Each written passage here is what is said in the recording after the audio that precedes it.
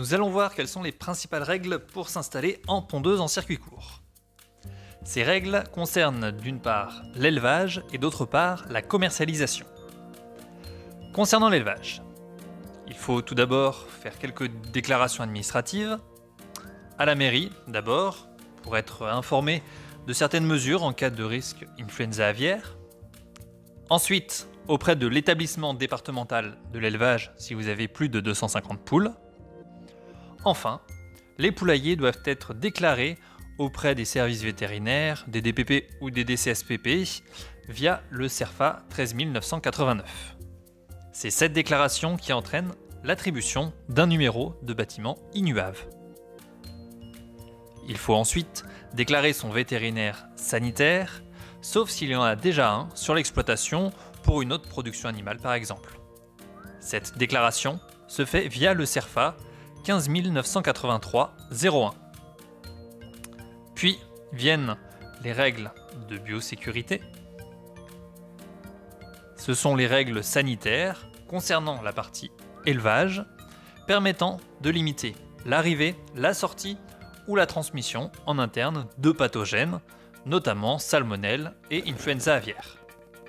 Ces règles impliquent une obligation de formation d'une journée et de respecter toutes les règles qui vous y seront expliquées.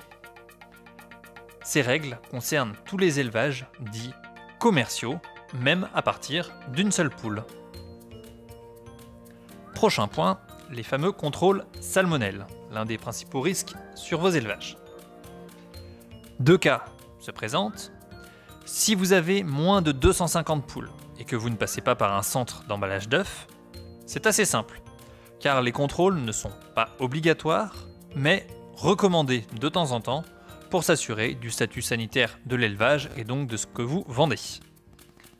Dans le cas contraire, si vous avez plus de 250 pondeuses et ou que vous passez par un centre d'emballage d'œufs, les contrôles sont obligatoires et à réaliser à la fréquence suivante. D'une part, à l'arrivée des poules, dans les 4 semaines qui suivent la mise en place des animaux, et d'autre part, toutes les 15 semaines, une fois en production.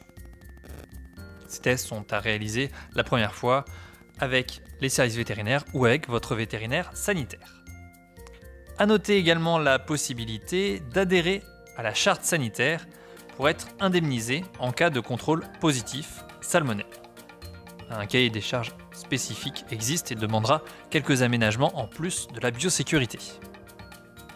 Concernant l'implantation des bâtiments d'élevage, il faut respecter un certain nombre de distances qui sont expliquées dans le règlement sanitaire départemental.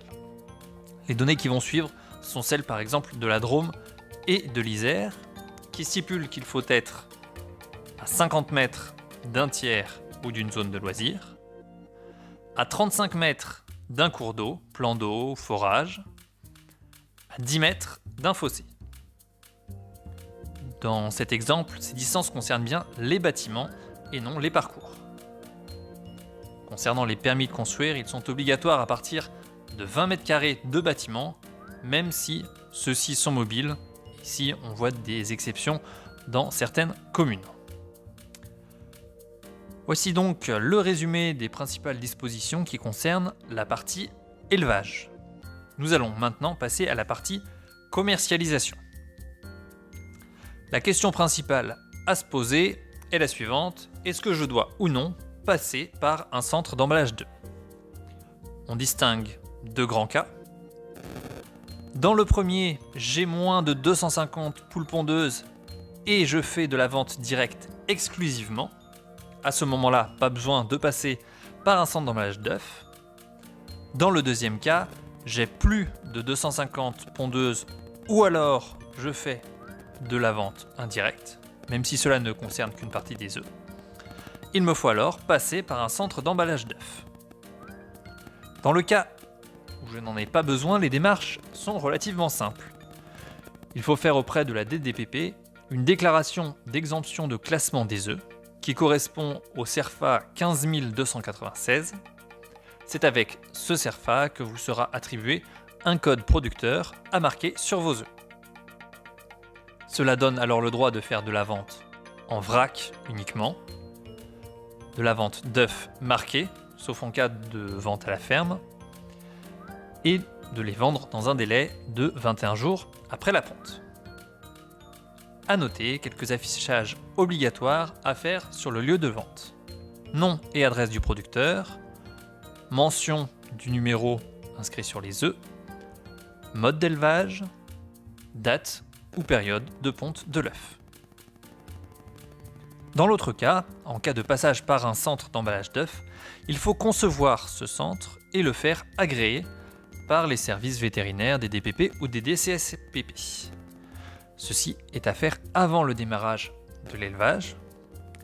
Attention donc, car ce montage et cette demande d'agrément du centre prennent du temps. Il faut donc anticiper cette partie.